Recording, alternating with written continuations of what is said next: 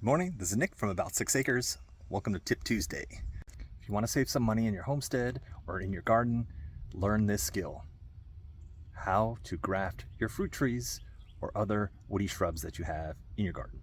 One way to do this is check with your local AgriLife extension to see if they have any programs or classes that are offered.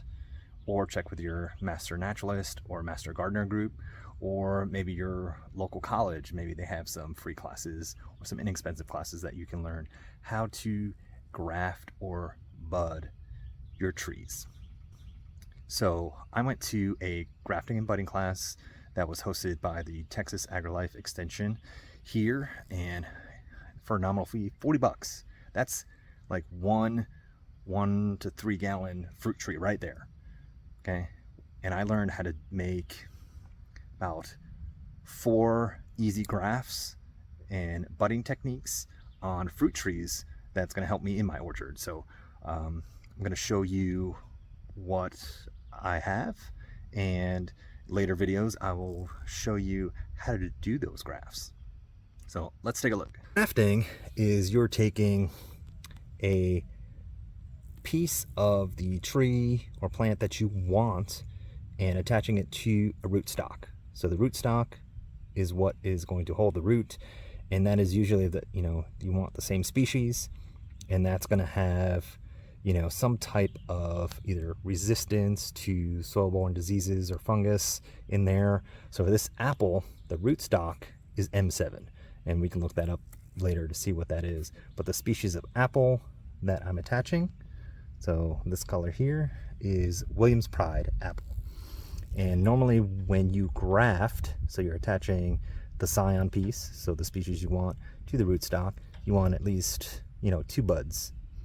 Okay. When you bud, okay, on this peach here, you're attaching just an individual bud to the rootstock. Okay.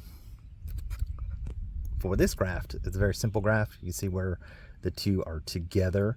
That's our cleft graft, and I'll show that in a later video. But here's what a cleft graft looks like on my pear. You can see the rootstock here, and this is where the graft is. You basically split carefully down the rootstock, and then for your scion, the piece that you're attaching, you're going to shave down at an angle on both sides, expose that soft woody tissue, but leave bark on both sides. And you're going to line up the outer parts of the bark or the cambium layer, and then wrap it tight, keep moisture in, and bacteria and other infections out. You're also going to wrap the top as well to keep that moisture in. And you can see in this pear here, this is like a LeConte pear, and this is already leafing out and budding, but also my rootstock is. And what I'll do is I'll just take those out, and then I label it. Grafting and budding takes a lot of practice, but as a skill I think will be super useful, save you a lot of money running back and forth to the nursery, and you can just have that sense of pride and accomplishment when you graft and bud your own trees. I will post a video later on how to do the simple cleft graft and then maybe a budding technique on one of my trees out here. So again, check with your local AgriLife extension, local classes to see if they offer sometimes free budding or grafting classes. Let me know what you're grafting, if you are grafting, and send me some pics on what you're growing.